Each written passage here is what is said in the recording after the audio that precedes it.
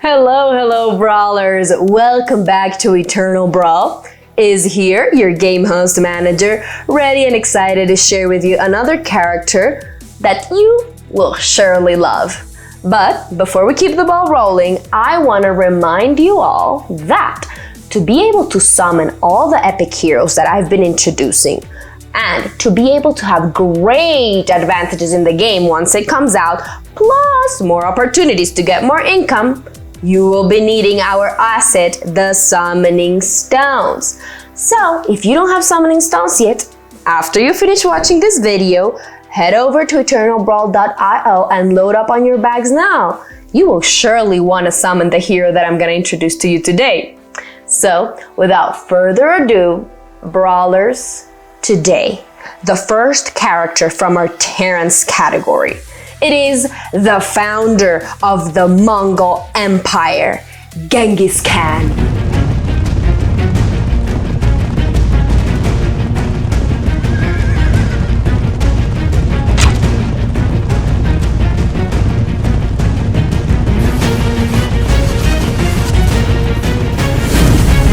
For 30 years, Genghis Khan and his Mongolian horde swept through Asia, slaughtering over 1/10 of the people on Earth and conquering nearly 1/4 of the land. His reign was the most violent in human history. Genghis Khan ruled the Mongol Empire from 1206 to his death in 1227. He was given the name Genghis Khan, likely meaning universal ruler, after he united all the Mongolian tribes. Being extremely ruthless with so many people, he did not have pity over any enemies, and this ended up in millions, according to medieval chroniclers, of lives being killed, millions of innocent lives during his campaigns of terror.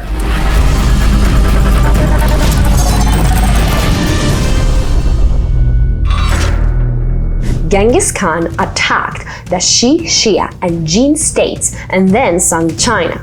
In the other direction, his fast-moving army invaded Persia, Afghanistan, and even Russia. But aside from his fearsome reputation, Genghis Khan was an able administrator. He introduced writing to the Mongols, created the first law code, promoted trade, and granted religious freedom by permitting all religions to be freely practiced in all of the Mongol world. That's a good one there, Genghis Khan, I have to give it to you.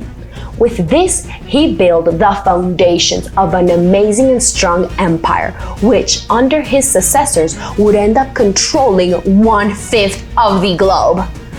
Wow, such an impressive achievement as a leader. Now, let's find out more details about the lives of this incredibly intense ruler. Apparently, he was born to aristocratic parents and given the birth name of Temujin. Legend has it that the infant was born clutching a clot of blood on his right hand, an ominous omen of things to come.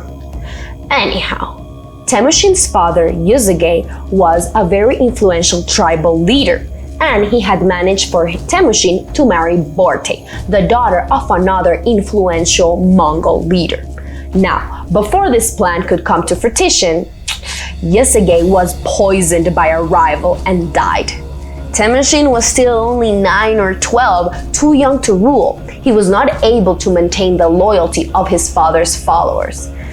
As a consequence, Temujin and his mother Hoilun were left alone on the Asian steppe to die. However, they were strong, they were resilient, and they lived off the land and hunted to survive as best as they could. This was definitely tragic, but it honed Temujin. It made him stronger and braver. Maybe his cruelty came from all of this, from being abandoned, from having his father killed. Who knows? But it isn't just that.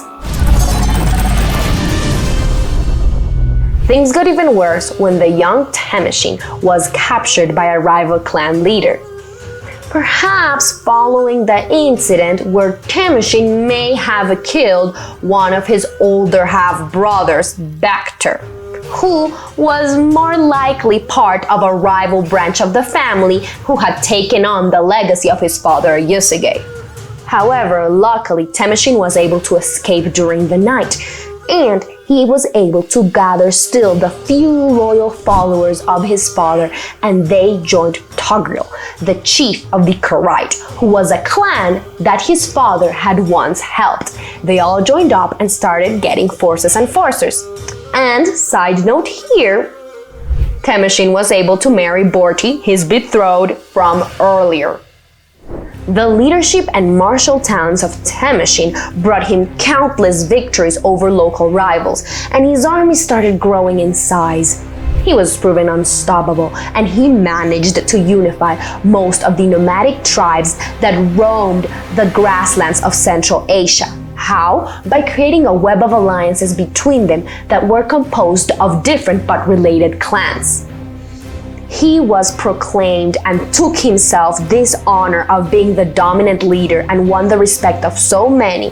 How? Through his diplomacy, his generosity, and his own ruthless use of force and punishments. So much so that many times the defeated armies were compelled to join his own army. Now, courageous himself in battle, Temujin really valued bravery, and many times he rewarded it. For example, one of his rivals called Jib one time ended up being granted the title of general. Temujin made him general. Well, how, you might wonder? The thing is, Jib was extremely brave, and he withstood a cavalry charge and then fired an arrow that felled Temujin's own horse. I mean, very brave to do that, and very strong, so Temujin rewarded that. Now, he didn't just erase clans. Have any of you heard of Shishya? No? Well, you can blame Genghis Khan on that.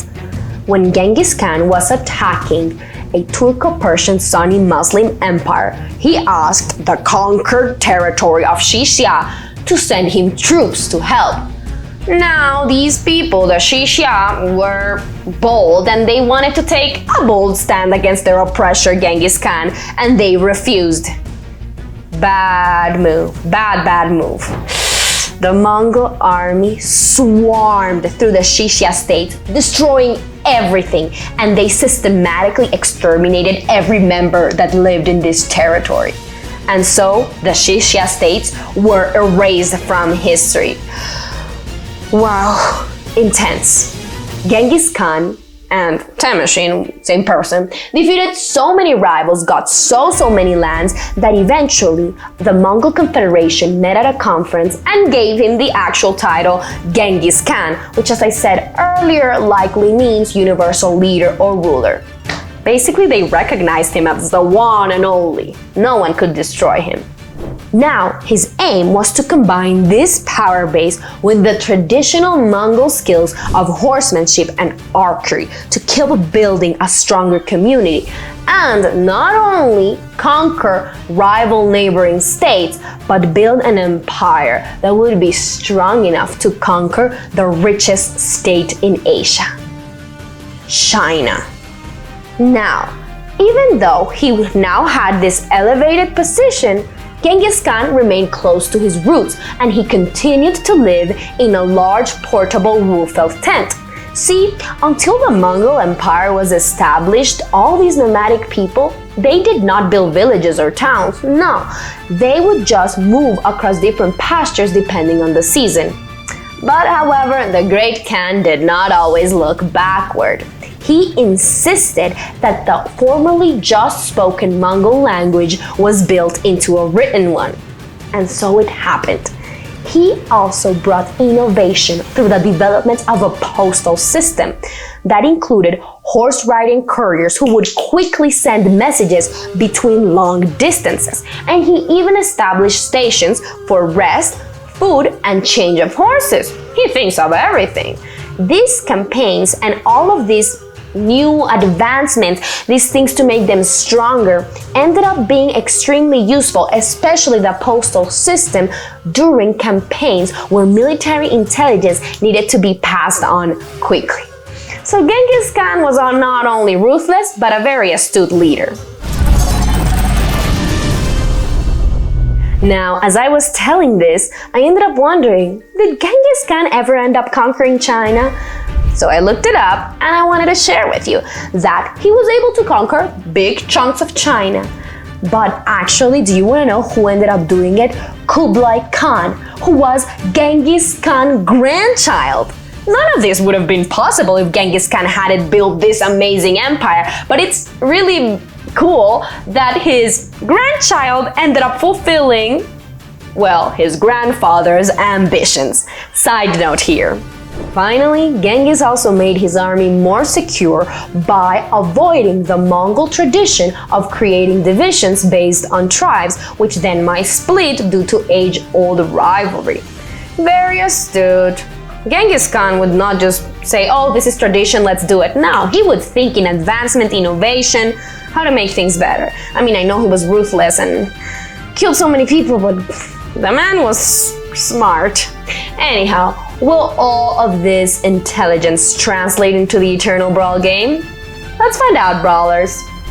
On the battlefield, he has an extraordinary comprehensive ability score of 79, with a great attack mode of 83 and a defense mode of 60. Genghis Khan has an explosive force of 70 and a control level of 60. He is a great game support with a rating of 30. Now, what do you all have to say about this great, ruthless, astute leader Genghis Khan? A really cool character to be the first one that we're introducing from the Terrans category, right? Now, gods, demons, monsters, Terrans, choose your fighter, Brawlers. I will keep introducing them in our YouTube channel. So if you haven't subscribed, please do so. And remember that you can see all of these characters on the Eternal Brawl website, eternalbrawl.io. Now, don't forget to follow us on Twitter, on Telegram, on Discord, on Instagram. Once again, subscribe to the YouTube if you haven't yet, so you can stay tuned with all of our content. And please, please, please share me your thoughts of what you thought of Genghis Khan on our Telegram and Discord channel. And without further ado, stay cool, Brawlers!